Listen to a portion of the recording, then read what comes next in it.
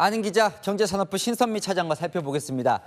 야, 이건 6억 원 이상은 빌릴 수가 없다면 이제 서울 강남 입성은 어려워지겠는데요. 네, 앞으로는 쉽지 않습니다. 그동안은 의사, 변호사 등 고소득 전문직들이 10억 원 이상의 고액 대출을 일으켜 강남에 입성했는데요.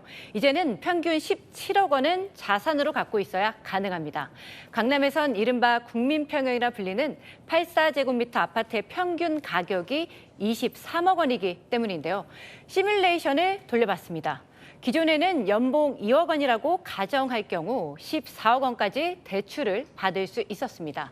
자산으로 9억 원을 갖고 있다면 강남 입성이 가능했던 거죠.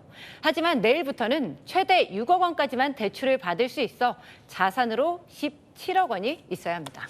네, 어쨌건 이제 집값을 잡으려고 하는 건데 네. 또 역으로는 이 현금 부자들만 오히려 더 유리해지는 거 아닌가 생각도 드네요. 네, 맞습니다. 사실상 현금 부자만 강남 입성이 가능해지는 셈인데요. 그동안은 소득 범위 내에서 대출을 받으라는 메시지였다면 이제는 소득이 돼도 무작정 마음대로 빌리는 건 안 된다는 의미입니다. 또 오늘 눈길 끄는 게 하여튼 6억 원 이상은 안 된다는 거잖아요. 왜 6억입니까, 그런데? 정부는 6억 원으로 설정한 이 구체적인 근거는 설명을 하지 않았습니다. 하지만 이제 고가 아파트를 사기 위해 거액의 대출을 받는 건 막겠다는 취지로 해석이 되는데요.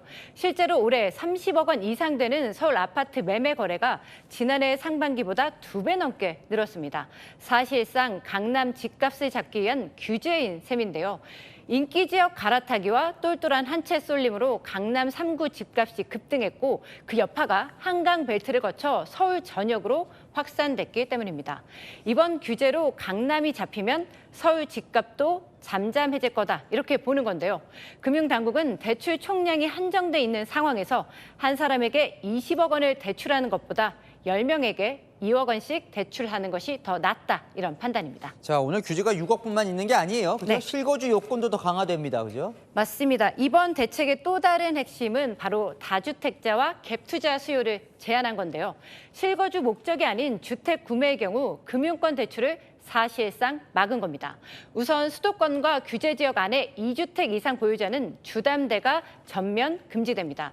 1주택자도 기존 주택을 6개월 안에 처분해야만 주담대를 받을 수 있습니다. 또 수도권과 규제 지역 내에선 갭 투자도 막혔습니다. 야, 이게 그야말로 초강력 대출 규제인데 네. 그럼 집값 잡을 수 있는 겁니까? 제가 또 부동산 전문가들 얘기를 들어봤더니요. 예. 당분간은 서울 집값 상승세가 숨고르기에 들어갈 것으로 전망을 했습니다. 하지만 대출 규제만으로 집값을 잡기에는 역부족이다 이런 의견이 나오는데요. 과거에도 보면 대출 규제로 집값 잡기에 성공한 적이 없기 때문입니다. 문재인 정부는 2019년 12월 서울 등 투기 과열지구에 있는 이 10억 초과 아파트의 주담대를 전면 금지했습니다.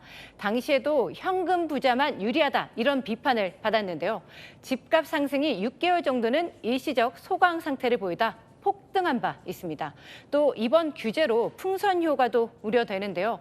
6억에서 8억 원대 매입이 가능한 노도강과 금관구 등 서울 외곽 지역의 가격 상승을 부추길 수 있다는 전망이 나옵니다. 자, 이럴 때는 내 집 마련할 계획 네. 있으신 분들은 어떤 전략을 써야 해요? 사실 이게 가장 궁금하실 텐데요.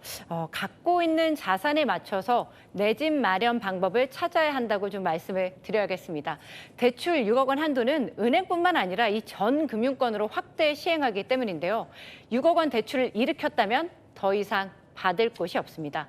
사실상 피해갈 구석이 없는 초강력 대출 규제인 셈입니다. 네, 잘 들었습니다. 경제산업부 신선미 차장이었습니다.